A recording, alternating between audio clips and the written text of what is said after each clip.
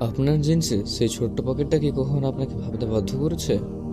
এই ছোট্ট পকেটটা কি আসলেই কাজের কোনো জিনিস, নাকি শুধু সাজসজ্জা?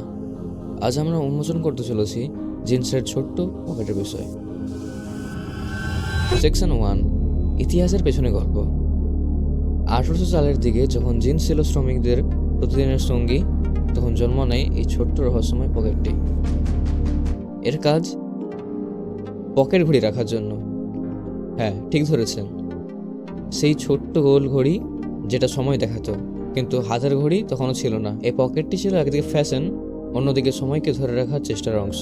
সেকশন 2, শ্রমিকরা কাজ করতেন কঠিন পরিবেশে, আর পকেট ঘড়ি ভেঙে যাওয়া ছিল নিত্যদিনের ঝুঁকি। তাদের জন্যই জিন্স নির্মাতা তৈরি করেন এই মজবুত ক্ষুদ্র পকেট, যেন ঘড়ি থাকে সুরক্ষিত আর সময় থাকে হাতের নাগালে। একটা ছোট্ট উদ্ভাবন, কিন্তু বিশাল প্রভাব।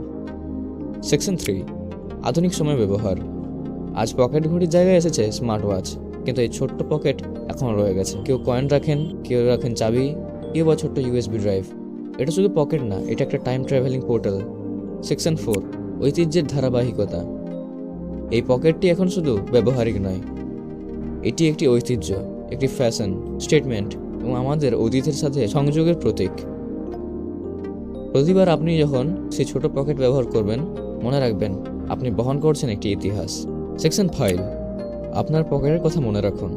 এটা শুধু একটা সেলাই করা কাপড় নয়, এটা আমাদের গল্পের অংশ, আমাদের ঐতিহ্যের চিহ্ন। তাই যখনই পকেট খুলবেন, কিছু রাখার জন্য মনে করুন আপনার জিন্স বলছে একটি সময়ের গল্প।